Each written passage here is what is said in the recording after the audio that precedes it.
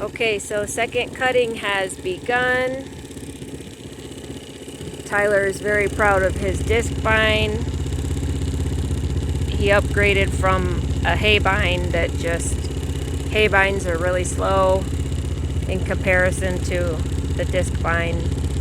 So we will interview him later about his disc bine and the efficiency of it, and see if he has any other dream equipment that he'd want to upgrade to. But for now, this works really well. And one thing that we can say about the disc bine is it just cuts really well. If it doesn't, then you know that your disc bine needs sharpened or adjusted, or could be an issue with the PTO on your tractor. But it's a really clean cut. He has an opinion on the crimping of the plant as you go through with your bine. We'll ask him all those questions later because he's the expert. I wish you could smell this video. If video could have a smell, it smells amazing. It's a beautiful day too.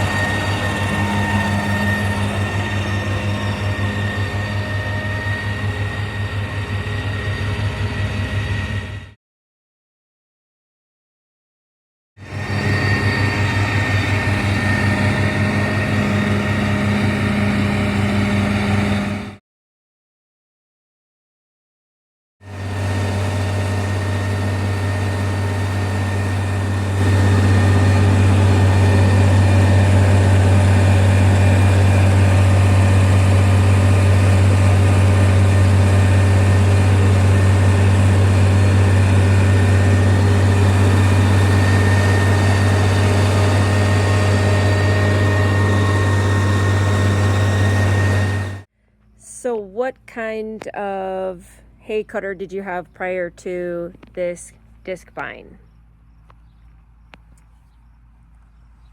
I had a New Holland 479 hay bine. And what did you like about it? Well, I liked that I didn't take a lot of horsepower to run it, and it was a decent machine. It had made a decent cut. But what made you want the disc bine so bad? This cuts better, much faster. Conditions better. I mean, the whole thing, in my opinion, is a better mower. One of the things I remember is you said in the really thick areas, the hay bine struggled. Yeah, the hay bine would usually start to plug up in thick hay, and it doesn't do that at all. You just maybe have to shift down a gear, but you just keep right on going. What would be your dream machine above this? Or is this like, the epitome of hay cutters to you? Or just you want one more of these? What would be the next step up from here? Well, I'd like to do probably a 13-foot center swing to where I can turn and go back and forth. This one I'm stuck pulling from one side. The left side I'm pulling from, so you make circles in the field essentially, and until you're done. Where if you have a center pivot, you can back and forth. It swings both ways. And you've mentioned in the past, does this crimps the hay as it's cutting? Yeah, this will condition the stem where it breaks the stem open. These are just factory rolls, so every 4 to 6 inches it'll break the stem. That way it starts to dry down faster. So those rollers in there. Yeah, those are Chevron rubber conditioning rolls, just factory rollers. And a hay bine doesn't have anything like that. They do, yeah. But what makes this better or more efficient in regards to that? It can just cut and get rid of the hay a lot faster, where a hay bine isn't going to do that. Gotcha.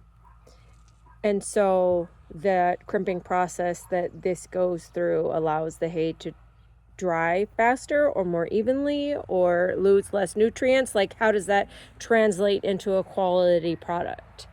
Well, the faster you can dry hay down, the better the feed value will be. The sooner you can get it in the barn before you get rain. So it's kind of all around between getting the hay up dry and getting it baled dry, and then keeping that high quality feed value.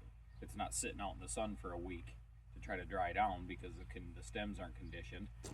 You condition the stem, open it up, let it dry, and then you can bale generally within 3 days. So this size machine that you have, what would be like the most amount of acres that you would say this machine could handle in a reasonable amount of time? Well, you're talking just per day, per cutting. Yeah, like what did you do today and how much time? Well, I cut just about 20 acres. And how long did it take you? Well, that was hard to say because I was only able to cut one way because the alfalfa was laying down due to a storm.